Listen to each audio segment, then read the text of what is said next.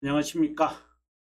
이것이 신앙고백이다의 시리즈 돌터레이터 법규 3, 4장 13항 불가해적 중생에 관해서 강의하도록 하겠습니다. 먼저 본문을 읽어 보겠습니다. 본문의 내용입니다. 13항 불가해적 중생이라고 되어 있습니다. incomprehensible way 라고 되어 있습니다. 중생에 대하여서는 incomprehensible, 완전히 납득할 수 없다. 왜일까요? 하나씩 오늘 여러분들에게 밝혀드리겠습니다. 이런 활동의 방식은 이생에서 신자들에게 완벽히 이해될 수 없다. 그런데도 하나님의 은혜로 인해 그들은 심정으로 믿을 수 있고 자신의 구세주를 사랑할 수 있다는 사실을 충분히 알고 경험함으로 만족한다. 아주 단순한 내용인데요. 우리가 이 부분을 우리가 이해하기 위해서 한서하면서 제가 여러분들에게 좀 설명할 게 있습니다. 지금 우리가 중생에 관한 이야기를 하고 있는데 12항에 보게 되어지면은 회심이라는 이야기가 나옵니다. 그래서 오늘 이 회심과 중생에 관한 이야기를 먼저 여러분들에게 드리도록 하고요. 그 다음에 우리가 좀 봐야 할 것이 있다면 두 번째, 완전히 이해할 수 없다, incomprehensible 라고 되어 있습니다. 완전히 이해할 수 없는 불가해적 중생이라는 의미가 무엇인가? 그 다음에 세 번째에 우리가 이것을 충분히 알고 경험할 수 있다 하는 이 내용이 무엇인지 하나하나 여러분들에게 설명해 드리도록 하겠습니다. 먼저 중생과 회심에 관한 이야기를 다루고자 하는데요. 이것을 다루기 위해서 우리가 용어적 설명이거든요. 지난 시간에도 한번 말씀해 드렸지만 다시 거슬러 가서 우리가 이야기하기는 좀 그렇고, 그래서 여기서 간단하게나마 여러분들에게 설명을 하고 들어가도록 하겠습니다. 우리가 3, 4장의 12항을 한번 가서 이 부분을 우리가 한번 보도록 하겠습니다. 3, 4장의 12항입니다. 자, 여기서 여러분 동그라미 3번을 한번 보시기 바랍니다. 하나님께서 자신의 편에서 이행하신 후, 여기서 이행한다는 것은 1번, 2번을 우리가 보셔야 하는데요. 복음 선포, 외적 복음 선포와 도덕적 권면, 그런 것으로 일어나지 않고 위에 그 1번에 보시면은 명명된 중생, 죽은 자로부터의 부활과 같은 것, 새로운 창조와 같은 이런 일을 자신의 편에서 중요한 내용입니다. 이행하신 후 중생 되려는 것이나 그렇지 않든지 간에 배심되려는 것이나 그렇지 않으면 중생 되려는 것, 그렇지 않는 것, 회심되려는 것, 그렇지 않은 것, 계속하여 회심되지 않은 채로 있는 것이. 자, 여러분, 이 내용을 다시 한번 우리가 깊게 보셔야 되겠습니다. 먼저 여러분, 자, 좀 중요하게 다루고 있는 게 중생은, 여기 중생입니다. 중생은 새로운 창조다. 우리하고는 상관없다. 이 말입니다. 이 말이 좀 조심해야 되는데, 우리의 협력, 우리의 조력, 우리의 어떠한 코퍼레이션은 별로 중요하지 않다. 이 말입니다. 여러분 설명을 더 듣고 여러분들께서 판단하셔야 됩니다. 여기까지 듣고 그 뭔 말이냐 이제 이렇게 하시지 말고요. 자, 이게 창조와 부활과 같은 것이다. 이니 인간이 어떠한 것에와 상관이 없죠. 예. 창조하는데 우리가 무슨 보탬이 있을까요? 부활하는데 우리가 뭐 내가 깨어나겠다 해서 깨어나는 거 아니잖아요. 그러나 그것이 일어나는 거거든요. 자, 그러면 다시 우리가 3번으로 갑니다. 이거 12항 3망 동그라미 3이라는 거 아시죠? 자신편에서 아주 중요한 이야기입니다, 여러분. 예, after God had performed his part. 자신의 편에서 행하신 후 무엇을 행하셨다는 거예요? 바로 중생이죠. 그렇죠? 중생이 되려는 것이나 그렇지 않든지 간에 회심이 되려는 것이나 그렇게 계속해서 회심 안 되려고 하는 것은 계속하여 회심되지 않으려고 하는 채로 있는 것은 인간의 능력 안에 있지 않다. 중생과 이제 회심에 대하여서 설명을 하게 될 때에 앞에서는 조력이 없이도 지금 여기서는 뭐라고 되어 있느냐면은 하나님의 자신편에서 중생되는 것이나 회심되려고 하는 것이 인간의 능력 안에 있는 것이 아니다. 4번에 갑니다. 4번에 가보면 초자연적 사역이다. 이는 초자연, 기쁘고 뭐 놀랍고 신비롭고 형용할 수 없는 초자연적 사역이다. 이 사역의 저자는 바로 하나님이시다. 불가사의한 방식으로 하나님이 역사하신다. 이제 이렇게 우리가 12항에서 아주 중요한 것을 우리가 다뤘는데요. 그러면 다시 우리가 13항으로 가서 오늘 본문을 우리 한번 봅니다. 본문은 이생에서 신자들에게 완벽하게 이해될 수 없다. 이렇게 되어 있어요. 오늘 제가 여러분들에게 먼저 주었던 주제는 무엇입니까? 중생과 그죠? 회심이라고 하는 이 단어의 차이입니다. regenerate이라는 것이고 그는 conversion이라고 하는 것입니다. 어떤 차이가 있을까요? 제가 지금 말장난하는 것일까요? 제가 뭐 언어적 추리를 제가 부리는 것일까요? 아닙니다, 여러분. 중생이라는 단어와 회심이라는 단어는 같은 의미를 갖고 있는 것은 틀림없습니다. 문제는 이제 측면의 차이입니다. 우리가 중생 전체를 우리가 중생이라고 하겠습니다. born again이라고도 하고 regenerate도 하죠. born again. 이렇게 우리가 두 가지로 표현이 되어지는데 어떤 표현이 되어지든지 간에 여러분 중생이라고 봅시다. 그럼 회심 이것은 하나님의 편에서 본 것이라고 이해하시고 이것은 인간의 our part에서 본 것이라고 이해하시면 좋습니다. 그러면 중생을 다시금 이제 우리 편에서 이것을 이해하고 다루고 싶다고 해서 저는 이것을 경험이라고 하는 단어를 이거는 제가 붙인 겁니다. 중생의 경험이다. experience of the generation 이라고 하고요. our part 그러면 회심이라고 하면 되죠.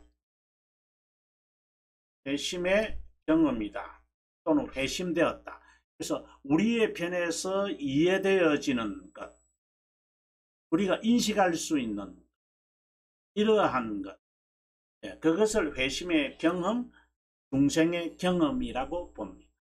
단 차이점은 하나님께서 하시는 일들이지만 우리가 이것을 보는 어느 면에서의 측면에서 이야기하느냐는 겁니다. 그분의 편에서 그래서 12항 3항에서 했던 말은 하나님께서 자기 편에서 실행하신 후에 중생 되는 것이나 지속해서 회심 아닌 채로 있는 것이나 중생과 회심을 같은 단어로 쓰고 있다라는 것을 여러분들에게 알려드렸습니다. 다시 한번 여러분들이 보여드리도록 그죠? 여기 보시면은 자기 편에서 인간의 능력 안에서 남아 이렇게 되어 있죠. 예. 인간에 여전히 남아 있지. 인간의 능력이 여전히 또는 뭐 남아 있다. 이렇게 인간에 남아 있는 것은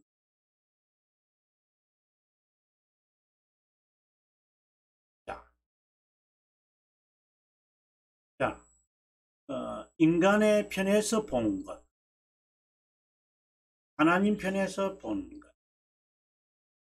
이것은 뭐 칼빈 선생이 이야기했던 대로 하나님에 대한 지식, 인간에 대한 지식, 이러한 것으로 그 측면의 하나의 분류로 이해도 돼요. 자, 그 다음 두 번째 이야기를 여러분들에게 한번 해볼게요. 이것이 납득할 수 없다, 불가해성, 이란 의미가 무엇인가? 알 수는 있는데, 가지성인데 이게 가지라고 하는 것은 unknowable, 또는 known이죠. 알 수 있는 것인데 불가해적이다, incomprehensible이다, 이렇게 지금 되어 있잖아요. 이 두 개의 차이가 뭐냐? 제가 이 부분에 관해서는 제가 여러분들에게 여러 부분에서 여러분들에게 먼저 보도록 하겠습니다. 개혁신앙, 개혁신앙자의 240페이지와 그 다음에 벨지카 신앙고백서 제가 또 썼던 기억나시죠? 또 그 책의 100페이지, 벨지카 102페이지입니다.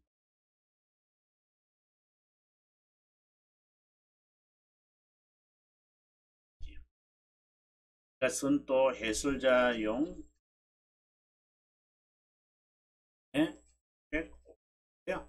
뭐 다 볼 수는 없지만 개혁신앙이다라는 것을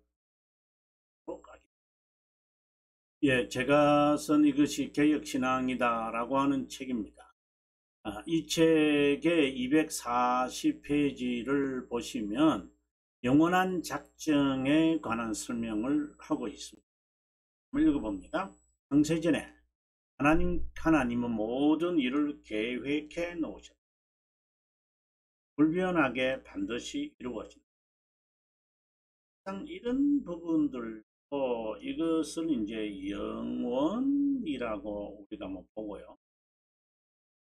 알지 못하지만 신비로운 방법으로 비밀적으로 해내게 되어 있습니다.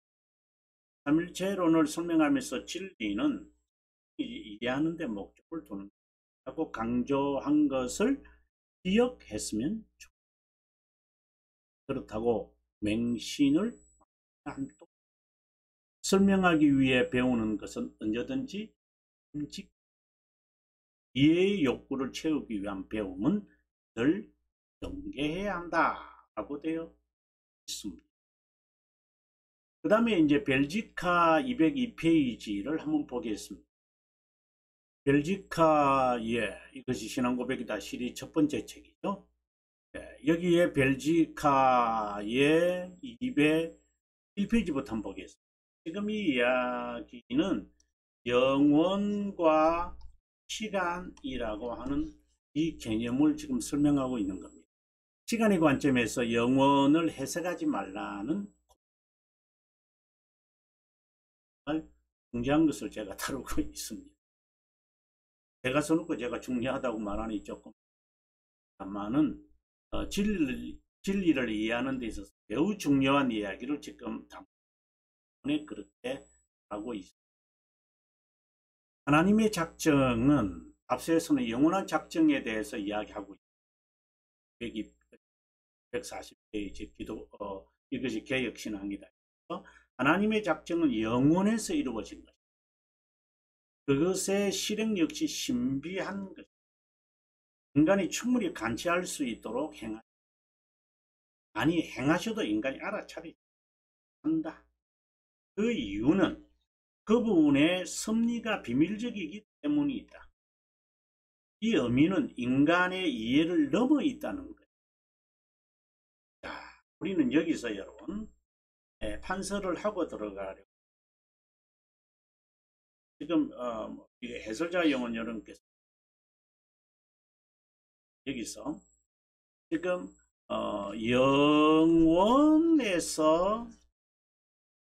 영원에서 하나님은 작정하신 거다. 그래서 영원한 작정 이렇게 해버리겠습니다. 영원이라는 것은 시간은 아닙니다. 여러분 그거는 여러분께서 분명히 아마 인식하실 수 있습니다. 그러면 영원이라고 하는 것은 시간을 포함하고 있다고 제가 늘 말씀해요. 영원이라는 이 말 안에는 단일, 단순, 불변 같은 이런 성격을 갖고 있습니다. 지금 하나님은 늘 시간이 아니니까 그래서 현재라고 하나님은 I am who I am. 나는 나다. 나는 그냥 있다 이 말. 그냥 있다가 아니라 나는 있다. 이 존재죠. 존재하심. 현재죠. 하나님. 항상 현재성입니다. 하나님이 영원에서 선택했다, 작정했다 이 말은 시간이 아닙니다. 하나님의 선택한다. 그것은 이루어지는 거죠. 현재이기 때문에. 그런데 시간에 사는 우리가 이제 여기서 시간에서 살거든요. 우리가 영원에서 진행하는 이 현재를 이해할 수가 없다라는 거죠. 우리는 계속해서 과거에서 미래로 지금 계속해서 탈바꿈하고 있기 때문에 계속해서 과거를 펼쳐버리고 현재로 지금도 계속해서 현재가 아닌 미래로 계속해서 나아가는데 이 모든 것이 하나님에게는 현재잖아요. 이게 영원이잖아요. 그런데 시간 속에 있는 인간이 중생의 사회에게 영원에서 이루어진다는 것은 옛날 옛적이 아니라 중생의 사역하시는 하나님의 현재인데 그것을 인간이 이해할 수가 있느냐라고 하는 것. 이해할 수가 없죠. 그러나 우리에게는 알려져 있죠. 알려질 수는 있는 거예요. 이것에 대해서. 그래서 이것을 가리켜서 우리는 신비하다, 비밀적이다 이런 말. 왜? 영원에서 이루어진 하나님의 이 중생의 사역을 인간이 불가해하다. 영원에서 이루어진 거예요. 이것을 우리가 잊어버리지만 영원, 현재, 불변, 단순한 거죠. 복잡한 게 아니에요. 아니 제가 말하는 복잡이라고 하는 것은 얽혀있지 않다는 거예요. 명료하게 크리스탈, 아주 명쾌하게 manifestate, 명시되어지는 거예요. 마치 유리 어항에 있는 고기를 보듯. 그러나 우리가 볼 때는 갇혀있다. 너는 왜 저렇게 사느냐 이런 식으로 우리는 판단이 되지만 하나님에게는 다 드러나는 거예요. 자, 그러면 불가해성이라는 것을 이해하실 수 있어요. 영원에서 지금이죠. 지금. 앞으로 그 전 이런 개념이 아닌 거죠. 그래서 하나님의 사역은 항상 이래요. 그래서 비밀적이다, 신비롭다, 알려지지 않다, 이렇게 우리가 하는 것입니다. 자, 그 다음에 세 번째 우리 이야기. 하지만 우리에게는 알려진다. 무엇으로? 경험으로 알려 이렇게 되는 거죠. 우리가 본문을 다시 한번 읽어보도록 하겠습니다. 자, 불가해적 중생. 이런 활동의 방식은 이생에서 시간이란 말이에요. 시간을 의미하는 겁니다. 이생에서 시간을 완벽히 이해할 수 incomprehensible. 그런데도 하나님은 은혜로 말미암아 심정으로 믿을 수 있게 한다. 사랑할 수 있게 한다. 경험 이렇게 되어 있잖아요. 자, 그러면 다시 본문으로 돌아와서요. 경험으로 알게, 은혜로 인해, 그죠? 은혜로 인해는 우리에게 심정으로, 은혜로 인해 심정으로, 심정의 믿음을, 그 다음에 사랑으로 경험하게 이렇게 됩니다. 자, 심정의 믿음이 새겨져야 돼요. 뇌에 머물면 안 돼요. 그러니까 이해라고 하는 말이잖아요. 이 뇌에 머문다라고 하는 거. 그 뇌에 머무는 것으로서는 이 중생의 경험을 할 수 없어요. 제가 중생의 경험이라는 단어, 중생에 대해서 알 수 있는 것은 믿음이 새겨져야 돼. 그래서 14항에 가서 우리가 다루어지는 게 믿음을 하나님이 어떻게 주시는가. 믿음을 주시는 하나님의 방법에 관하여 우리가 볼 거예요. 심정에 새겨진 믿음으로, 이것은 하나님의 은혜들이죠. 하나님의 은혜입니다. 이걸 총칭하는 거죠. 은혜는.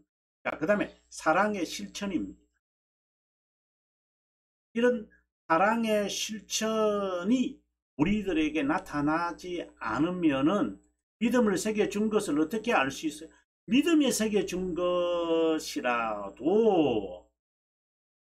네, 그리스도를 사랑하는 이러한 실천적인 삶, 너희가 나를 사랑하면 한다고요?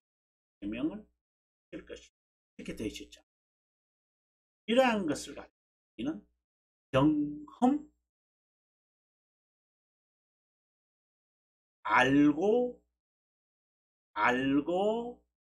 그리고 믿게 한다. 중요한 이야기죠. 하나님의 은혜로 인해서 알고 믿게, 그것으로 우리는 만족, 하나님의 자녀라는 것, 된다. 우리 쪽에서는 이제 과거로 표현할 수밖에 없어요. 하나님에게 중생됐다는 것, 우리들에게 알려진, 언제, 어떻게, 왜, 신비롭고 비밀적인 하나님의 영혼에서 이루어진 것, 영혼에서 이루어지는 거죠. 하나님 편에서 말하면 현재로 말해야 되겠죠.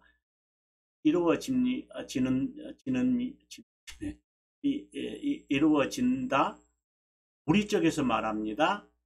이루어진 거죠. 이것을 하나님은 알게 하시려고 경험케 하시고, 먼저 그것을 위해 믿음을 심정에 새기시는 거예요. 그럼 우리는 회개가 나오죠. 이것은 이제 생명에 이르는 회개라고 써요. 이게 그것은 이제 대결이 문제 6문에 이제 나온 내용이죠. 그 다음에 사랑으로 나의 구세주를 사랑한다. 믿음과 사랑을 이렇게 한다는 게 좀 문제가 있는데, 이게 그냥 우리 쪽에서 우리 편에서 그냥 이해하려고 하는 아예 그런 이해 방식이라고 여러분 이해. 예, 하나님의 구세주를 사랑한다는 것, 너희가 나를 사랑하느냐 내 계명을 지킨다. 하나님의 계명을 믿음이 심어져야 이제 실천이 나오죠. 참된 회개, 죄에 대해서 아주 절실하게 느끼는. 왜 그걸 행하지 못할까? 견인이겠죠. 그게 이제 사랑의 편이거든요. 어떻게 본다면은 회개와 생명에 이르는 회개와 참된 회개를 통해서 이렇게 말을 해요. 이것을 가리켜 경험 하나님의 은혜다. 우리는 이제 여기서 이제 하나님은 어떻게 우리들에게 믿음을 주실까요? 네. 그리고 그 다음에 이 15항으로 가서 이거는 항을 말하고요. 15항에 가서는 이제 그것을 실제로 우리는 어떻게 행동을 할까요? 이것에 대해서 이제 자, 한번 우리가 제목을 보면 여러분께서 이해하기가 좀 쉬우리라고 생각합니다. 한번 보겠습니다. 15항의 제목이 하나님의 은혜를 베풀어서 이것을 중생을 알게 하시잖아요. 이해는 안 되죠. 이해는 이제 사랑의 실천으로 되거든요. 그래서 은혜에 대한 반응이 무엇인가. 그 다음에 14항으로는 믿음을 주시는, 이제 믿음을 심령에 새기심으로 이래 되어 있으니까 믿음을 어떻게 하나님이 우리들에게 하시는가, 이것을 통해 이제 그리고 16항에 갔으면은 그러면 중생의 결과 뭐예요? 바로 경험이죠. 이런 경험을 통하여 그러면 이제 하나님이 이는 경험을 말합니다. 경험을 위하여서 우리 어떤 수단을 또 이러한 중생에 대해서는 우리 모릅니다, 여러분. 중생의 그 시점 방법 그것을 지금 논하고자 하는 게 아니라 경험입니다. 중생은 불가해입니다. 그것을 경험을 통해서 아는 것이죠. 이해하는 게 아니에요. 이것을 놓쳐버립니다. 딜레마에 빠지죠. 다음 시간에 우리가 14항을 보는데요. 14항을 한번 읽어보고